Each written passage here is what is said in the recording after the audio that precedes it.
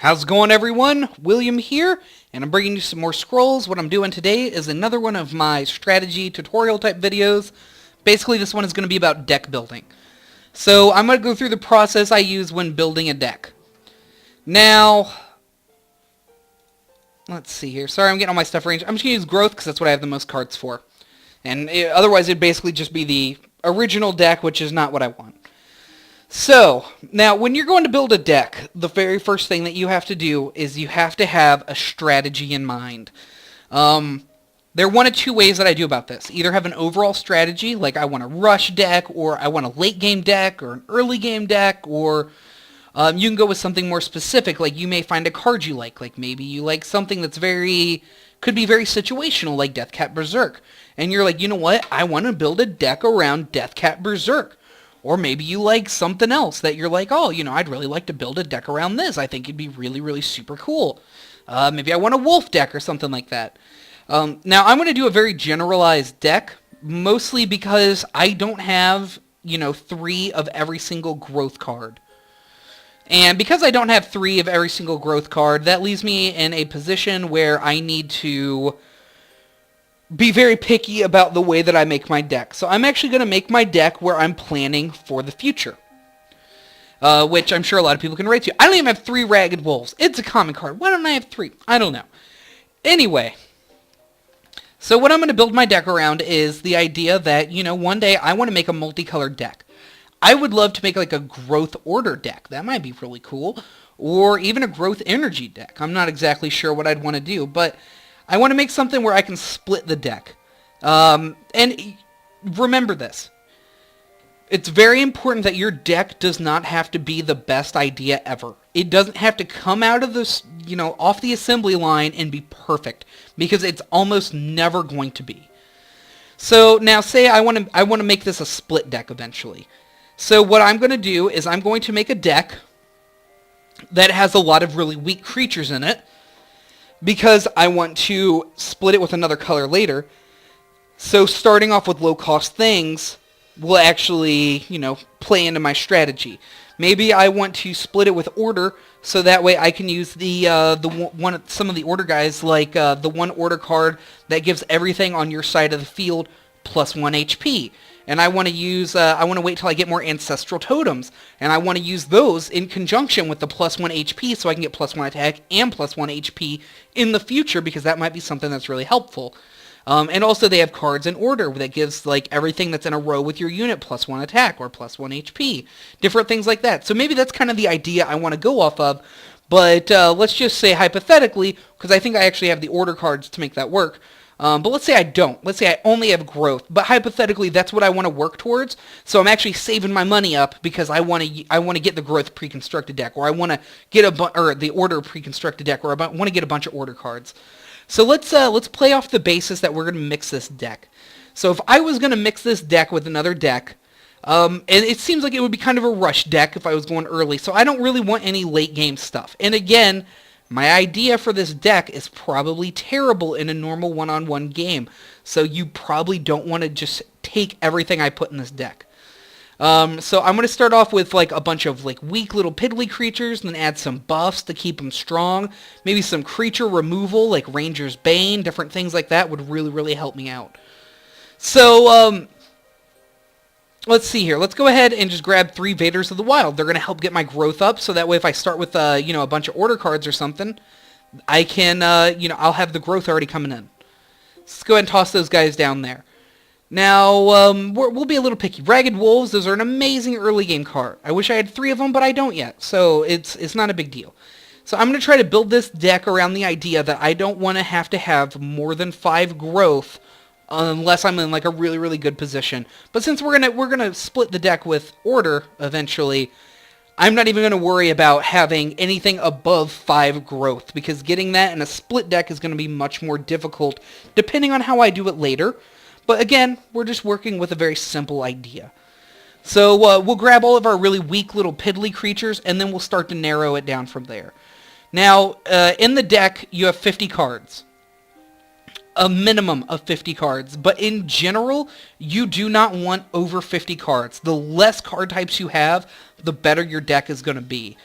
which would generally equate to, if my math is correct, about 17 different cards, because that would be 16 threes and 1 2. 16 times 3 is 30, 18, 48, and then that would leave 2 left over. So you would have 16 cards that you would have 3 of, and then 1 card that you would have 2 of, which would give you the largest chance of drawing the cards that you need, so that way you have a good opportunity to... sorry, I'm thinking and talking at the same time. You'd have a good opportunity to get what you want. So you have like one strategy that you can play out through it. When you get more advanced into it and have a better idea of what you're doing, you could even go on to be like, okay, early game is up to this many turns. Mid game is about here for me, and late game is about here. So I have this as my early game strategy. I have this as my middle game strategy, and I have this as my end game strategy. Plan out where you think you want to win in the game, where you think that you're going to have the biggest advantage, and then build your idea or build your deck around that.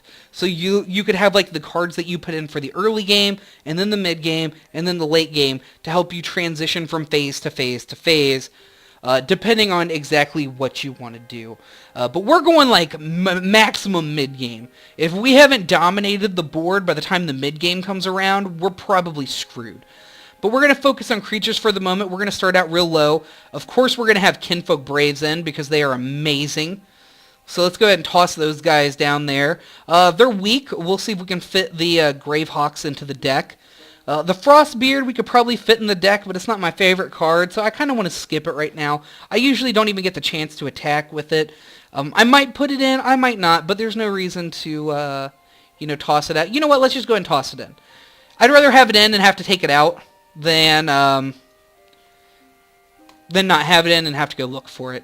So we got a decent little early game creature base going on. Now, Brother of the Wolf wouldn't be a bad card. If I needed extra wolves, I could put them in, and if I didn't, I could just attack with it. And it's a decently strong card. I mean, 3/4 for 4, with some added utility of getting an extra monster if I need it is really nice. Kinfolk Jarl's a bit too high cost for us.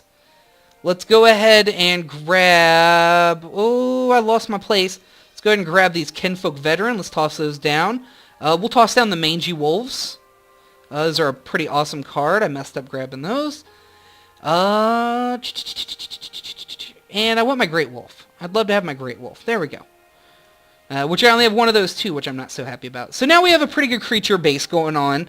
We have everything in our deck that's below 5 cost for creatures, except for my Rat, which may have a place later, but I'd rather have my deck be split before I try to find a place for that. But as of right now, they're simply better creatures to put in the deck, so I'm not going to worry about that. And again, later, when I actually do have more Ancestral Totems, and I do have more of the +1 health things over from Order, then I could really maybe actually make the bunny work.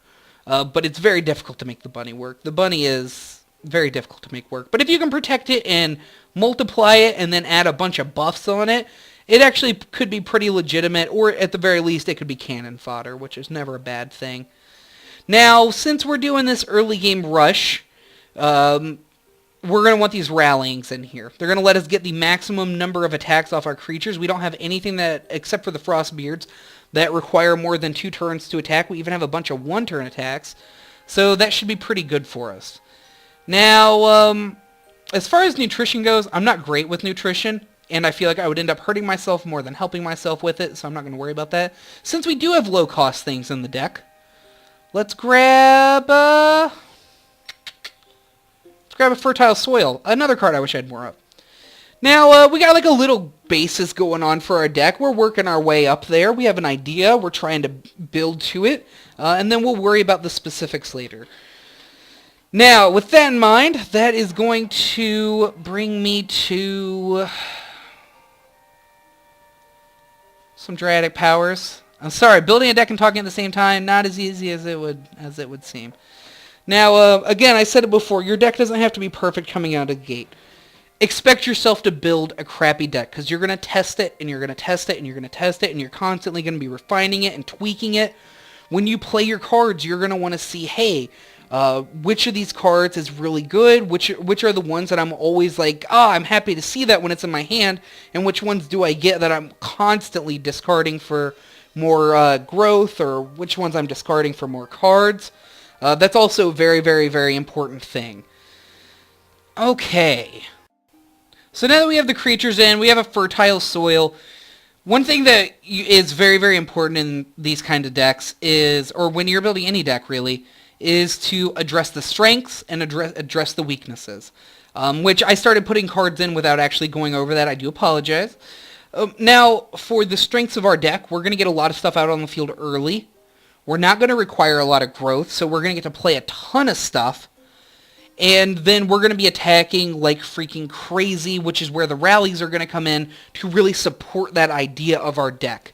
Then we need to address the weaknesses of our deck. The weaknesses of our deck is we have a bunch of weak-ass creatures, which is something that you really have to take into consideration, because at any point, when enchanted unit takes damage, okay, when at any point, even if I had a whole field of these creatures, one or two big creatures could stomp me completely and would really cause some serious issues. So we're going to need to add some creature buffs. Now, an all-over creature buff that's great is Ancestral Totem.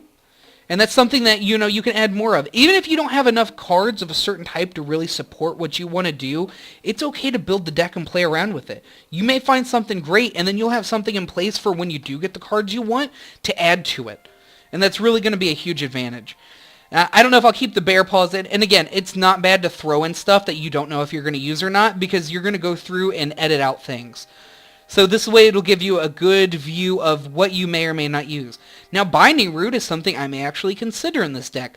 I'm going to have a very mobile deck where I can toss stuff all over the board. I can fill it up really quickly, but I'm going to have trouble with bigger stuff. So if they have bigger stuff in rows that I just don't care about, I can just bind them there and forget about them, which may not be a terrible idea. So you know what? I might use Binding Root. Let's go ahead and just grab those and just put them in. Champion Ring. Buff my weak little units' attacks. Great idea. Toss them in. Crimson Bull. Toss them in. Deathcat Berserk. Let's go ahead and, I don't think I'm going to toss that in. I was thinking about it because it's an enchantment. It's kind of a buff. You attack quicker. But I don't need my creatures to be dying super, super fast. We already have 3 Dryadic Powers, which will get over some of the weakness and help me up front. Healing is not really going to help me. Essence Feast, not so much. Eternal Statue. Having some walls in this deck may be useful, but it's going to kind of go against our core principle, which is fielding as much crap as possible, as quickly as possible, and then making the opponent think, what the hell am I going to do? Which is part of the reason I have the Fertile Soil in. Because we have a lot of weak stuff, it's not going to be a huge pain in the butt if we lose some of that weak stuff. So it'll be easy to sacrifice something to get a bunch more scrolls back out of it, which we're going to be able to constantly be playing, which is just going to increase our position on the board. Eye of the Eagle may not be bad. It's almost like a way to reduce the number of cards in your deck. Just because you can either sacrifice it for growth, you can sacrifice it for 2 cards, or if you need a creature, you can just get a creature out of it for 1. It's kind of adding more control to your deck, because no matter what, you're going to get something useful out of it. There's never going to be a situation you come across where you think Eye of the Eagle is completely useless. Because if it is, you can always get, if you need a creature, you can get a creature. If you need other cards, just sack it for something else. If you have 1 mana left over, cast it, use it, get something out of it. So it kind of adds some control to the deck. So I'm a little tempted by it. Let's go ahead and let's try Eye of the Eagle out. Let's see what we think about it. I'd love to put in God Hand, which is it's possible we may use it. We want to win before the point where we have 8 growth, hopefully, or have the win in the bag. Now, one thing that you should always remember is never stop getting resources. Ever. Eventually there are going to be turns where you don't want to keep getting resources. But the more resources you have, the more stuff you can play. With this deck, because our max growth that we're putting in, 10 would be the ideal amount of growth to get to eventually. You don't rush it, because you really have to field stuff with this deck. But with 10, no matter what we drew 2 of, if we discarded a card for 2 other ones, we could play both of those cards every single time and never have to worry about it. which is a huge, huge, huge deal. God Hand might be useful, but it's kind of going against the theme of our deck. It's something that would come out when we use the order, and that's not what I'm going for right now. This may not be the greatest deck in the world, but that does go against what we're trying to accomplish. We got the Mangy Wolves in. Quake may be good in case we needed to level the field, but we kill off all of our creatures, so I kind of don't want to do that. Do we have the Ranger's Bane in for some removal? We don't. Let's go ahead and grab Ranger's Bane. We are going to need as much removal as we can possibly get. Rumble, opponent's units move one step to a random adjacent tile. That may not be bad. Get something out of the way so we can that's too strong for us to kill, so we can kill the idol, maybe win us the game. It's more situational, though. There's not going to be a huge amount of situations where that's super useful, unless they have very weak stuff in the back, which most decks have something they're going to hide in the back, especially Growth and Energy that have good things to hide. Order has some stuff to hide, but not quite as much. Although you could move a wall out of the way, preventing yourself having to go through it. Rumble is tempting. Rumble is going to be kind of like our sideboard card, where we test the deck. If it doesn't work out because of, maybe that's our weakness, is walls or stuff just blocking our path when the only thing we may need is Rumble. And if there's more than like 3 situations in a game where you're like, God, I wish I had Rumble right now, then that's something that you may want to consider adding. Now, the Stonepact Memorial is something we would add when we crossed our deck over. Unleash Inner Power wouldn't be a bad card to use.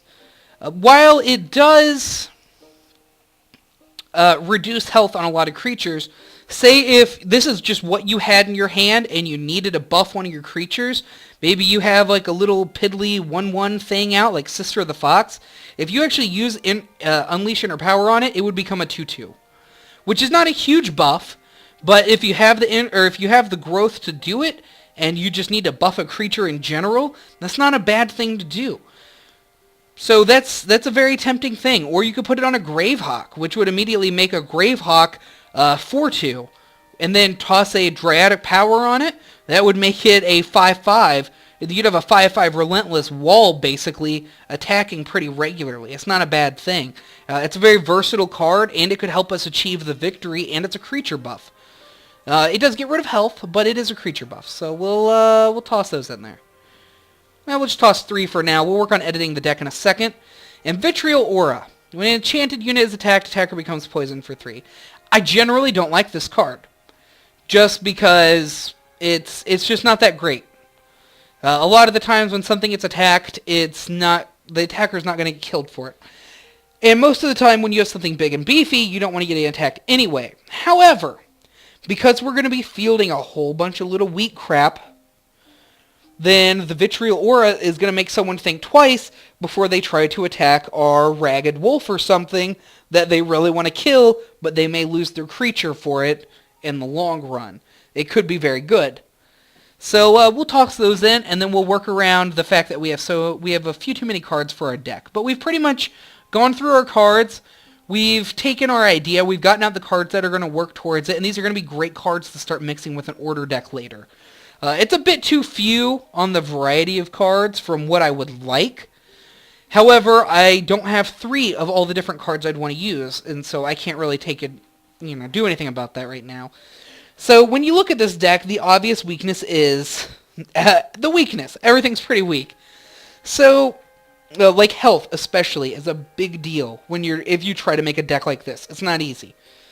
So like Quake and Frostgale would be something that would really hurt us. I can't remember what the card is. Energy Bomb, I think, that Energy has, where you drop it and it does 1 damage to everything and like a little hexagon, octagon, whatever Mahan.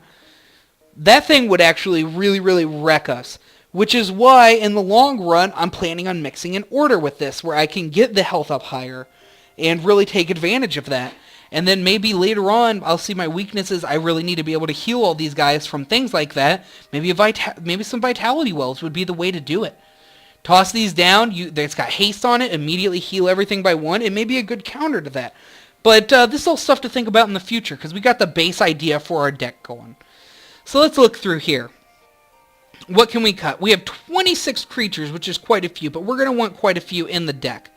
We have 1 structure, our Ancestral Totem, which is going to be hugely beneficial.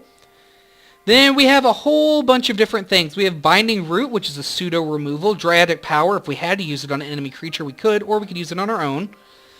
The Fertile Soil to help us get some cards. Frostbeard, I'm not super excited about. Let's drop one of those. We'll see how we feel about that in a minute. Unleash Inner Power. That's kind of weakening our creatures while strengthening them, so let's just ditch one of those. Let's see how we feel about that. Bear Paw slows down our creatures. But I don't want to get rid of too many of these cards that make our creatures stronger. Because that's a huge weakness in our deck. We'll get rid of a Binding Root there, because we do have the Dryadic Power to toss on the enemy if absolutely necessary. I mean, the Champion Ring, it's 2 attack with no health bonus, which isn't the greatest, but 2 attack with no repercussions is not bad, even if you only get to use it once. It could be the difference between killing something and not killing something. So we'll hang on to that for the moment and see how that goes. What else do we got? We're going to have to start ditching some creatures here, because we don't want to keep getting rid of our enchantments. I actually feel bad about removing the 1 Inner Power. So the Frostbeards might be the next thing to go. They rarely get to attack. They're not the best thing for our deck. We have a lot of other creatures, and if we wanted extra creatures, we could work towards getting extra Ragged Wolves, Kinfolk, Veterans, Great Wolves. There's a lot of stuff that we could put in that would be more beneficial that we really don't have at the moment, but going down to 23 creatures isn't so bad. We have 10 spells, 19 enchantments. So let's see here. We have the 3 Rallings. We need those. The Crimson Bulls are going to be super useful. We could probably get rid of an Eye of the Eagle. We could probably almost get rid of all of the Eyes of the Eagle. While I really like them, how much am I really going to be taking advantage of Eye of the Eagle?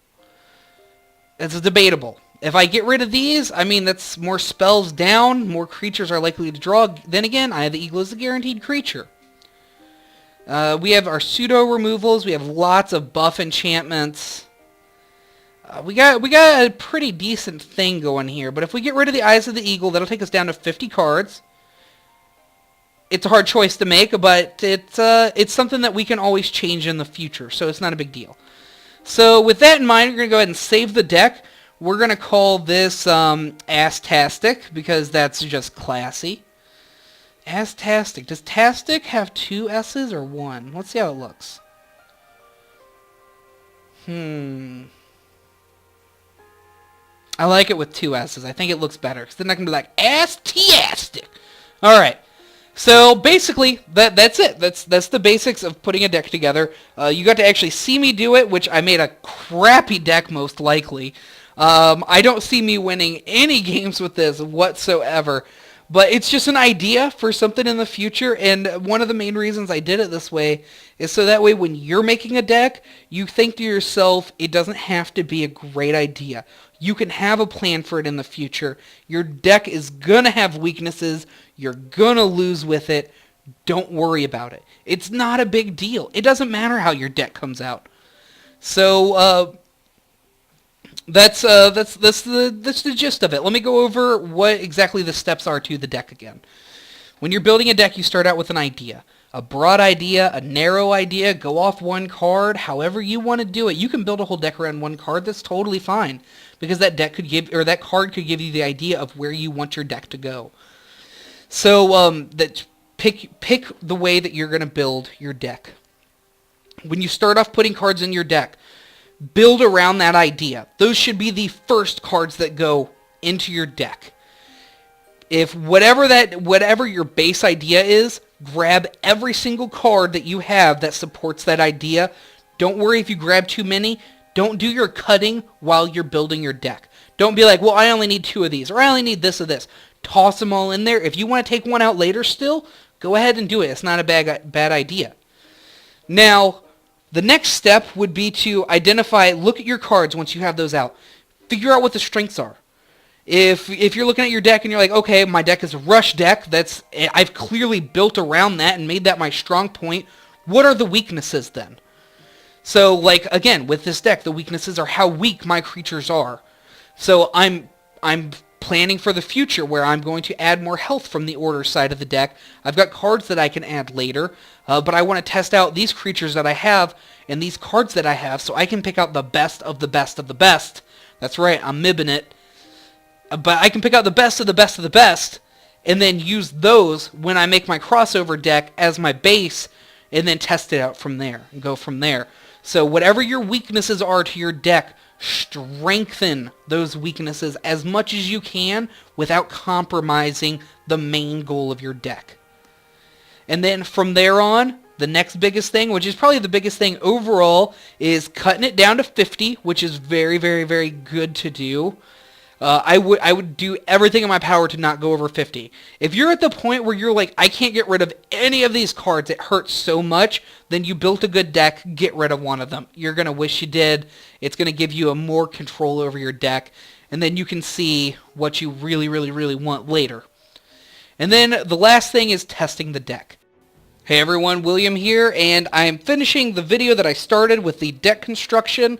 The reason that I had to cut that video off and add this in is because there was a server update. The servers were off for a little bit, but I had ended up not having enough time to record it, so I had to do it later. So this is my continuation of that. Anyway, we're just going to pop in. We're going to try out Astastic on a hard difficulty computer. Generally, you're going to want to test your deck out against a hard difficulty computer unless you're very new, and then it's okay to go for medium. But hard difficulty it's really nice for seeing where you stand. Now, fertile soil at this point in the game is going to hurt me way more than help me. It might be a mistake to get rid of it, actually. Kind of want to hang on to it. Let's get rid of rallying because we're not going to need that for a while. Let's go ahead and do that, and next turn we'll be able to play our Gravehawk, and we'll have something out on the field. Ooh, it's growth versus growth. Not really what I wanted. We can go ahead and get rid of Binding Root, and we'll drop my Gravehawk right there in the middle, just like we talked about in the board control and unit placement. And my Gravehawk is now on a death timer. So that does kind of suck. Now, I want to keep the Ranger's Bane because I feel like he's going to have something coming out for me. The Crimson Bull is really not going to help at the moment because I don't really have anything on the field. So, but the Fertile Soil, honestly, if I could get to 4 before this dies, next turn it's only going to have 1 health. And yeah, then I can go ahead and just get rid of it for a bunch of cards. So we're just going to go ahead and do it that way and see how that works out.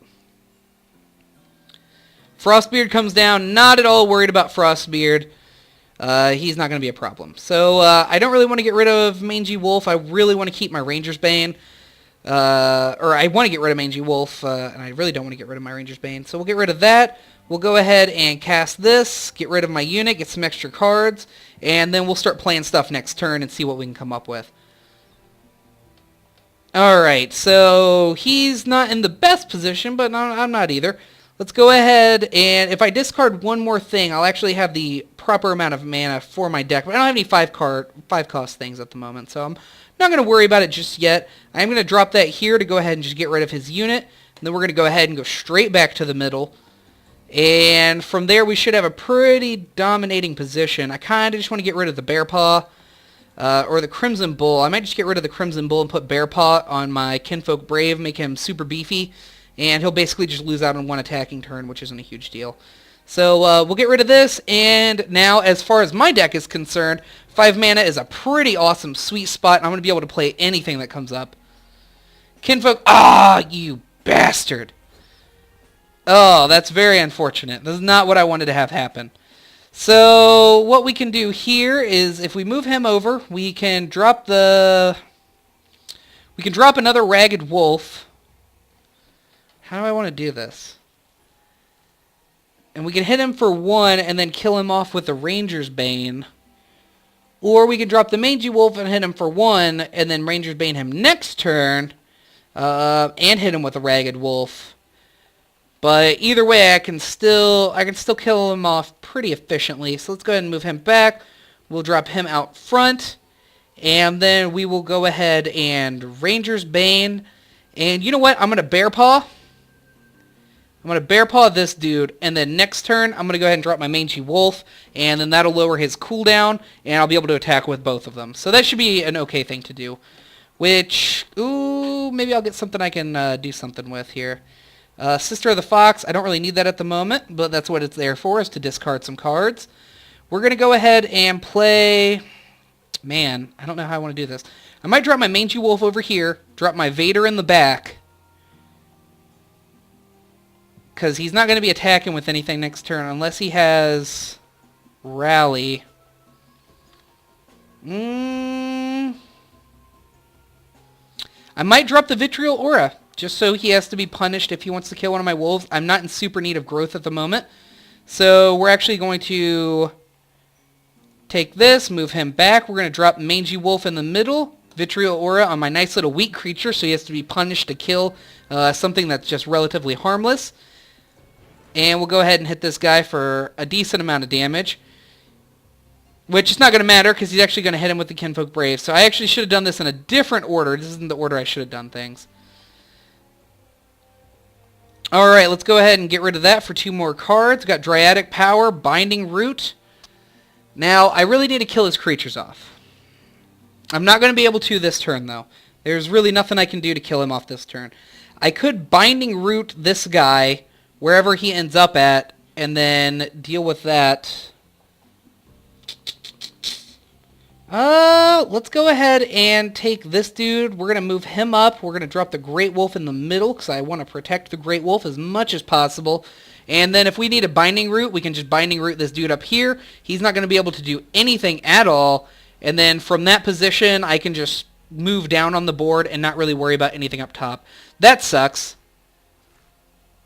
And he killed my Great Wolf. So that's not what I want to have happen. At least his powerful dude is going to die. So that is something in our favor, but it's not what I wanted. I'm gonna keep the Binding Root because I really want to get rid of this guy. And we'll see what we come up with. Alright, we're going to have to move him up. We're going to go ahead and Binding Root this dude in place so we don't have to worry about him anymore. We are going to punish anyone who attacks this guy. And then next turn, we are going to go ahead and Dryadic Power him.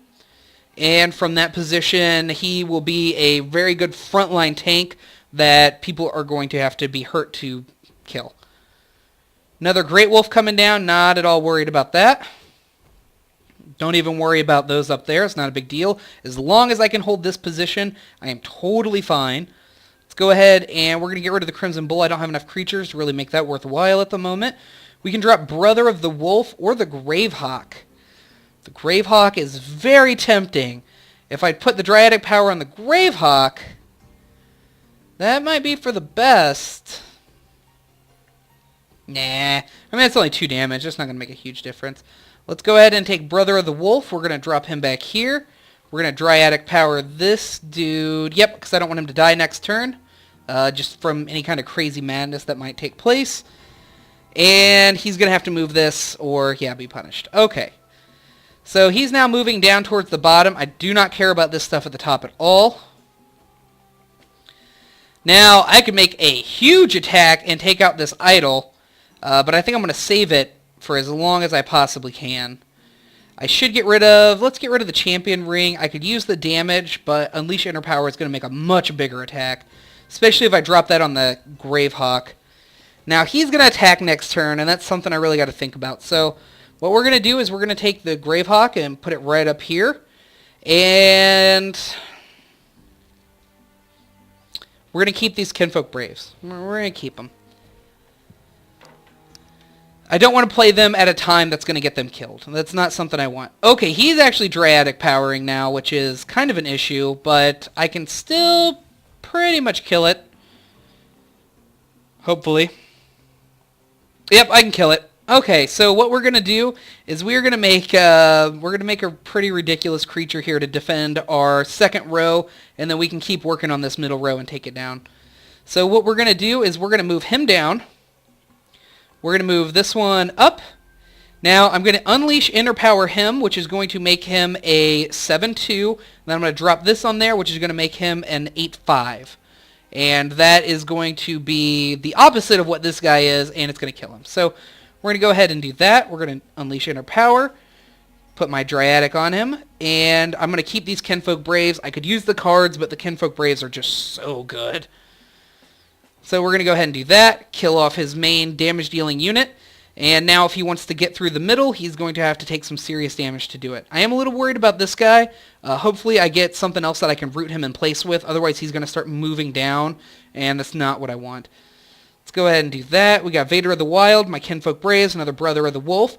We're going to drop a Kinfolk Brave here, and we're going to drop a Kinfolk Brave here, And I value the Kinfolk Brave more than the Vader, but we'll go ahead and drop the Vader right there.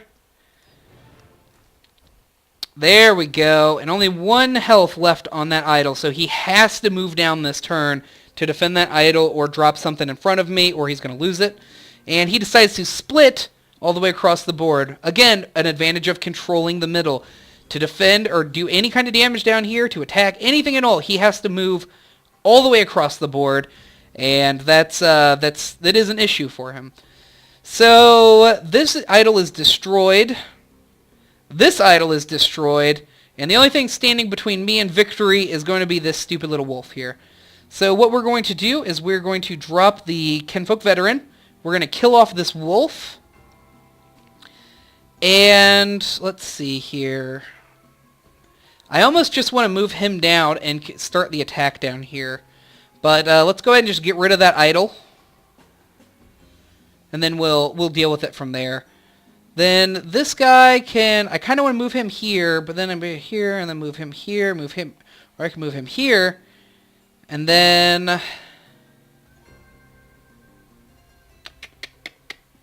Make some decisions. Okay, I'm going to risk it. I'm going to move him down here. And we're going to start working on this idol. This one is still going to die. And then I can move him over, and hopefully he'll finish that off next turn. And from there, I should be pretty good. We'll go ahead and get rid of those. We got a Vitriol Aura, which I think he already has on him. And then I should put one... we'll see where he's attacking. And then I'll drop a Vitriol Aura there. We'll see what he decides to try to do to recover from the position that he's in.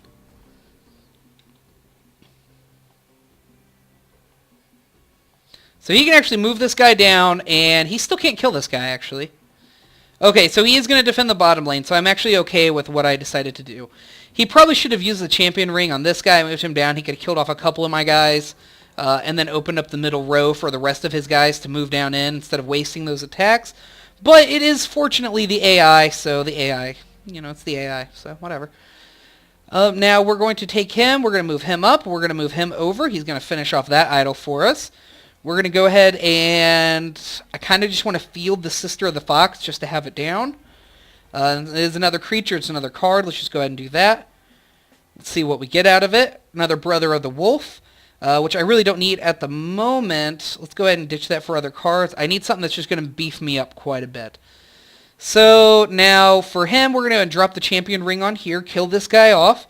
We can Ranger's Bane something, but I'm going to kind of hang on to that for a second. I'm worried about this row as it is now the most important one. So we're just going to go ahead and Vitriol Aura him. And we have Unleash Inner Power that we can use on some different things. And we'll decide what we want to do next turn.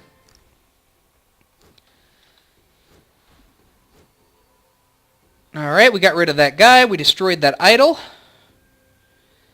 Alright, now he has... Yep, he had to play something there or he was totally screwed. He actually is screwed. Ooh, that's a good play. I was going to say he's screwed no matter what, but he's actually not. He is going to kill this guy off unless I get something that I can put on him that's going to save him. Alright, that guy got poisoned to do some damage. I'm fine with that. Now, Vader of the Wild, we absolutely don't need you right now. Rallying, though, actually could be super useful. He would kill him and then deal just a couple of damage to that guy. I'm actually going to... kind of want to hold off because I'm not going to be able to kill him, and it's kind of important that I do. Hold on, wait a second. Hold on. We might be able to kill him. No, we still can't. Well, that sucks.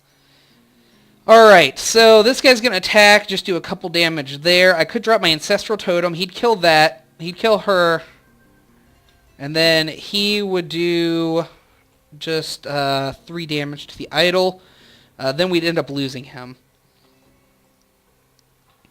Or I could Unleash Inner Power him and keep him for an extra turn and hope that something comes up that would actually save my unit, which is a little tempting. So we're just gonna gamble it. We're gonna do that. We're gonna try to save my unit here, and I kind of want to Ranger's Bane this dude just to weaken him up. So in case I do get the chance to attack him, he's gonna be a little bit weaker. So we're just gonna do that, and we're just gonna go ahead and attack. We got a nice strong guy. So he has to play at least 2 things here or he's going to lose the game. Most likely. Maybe not.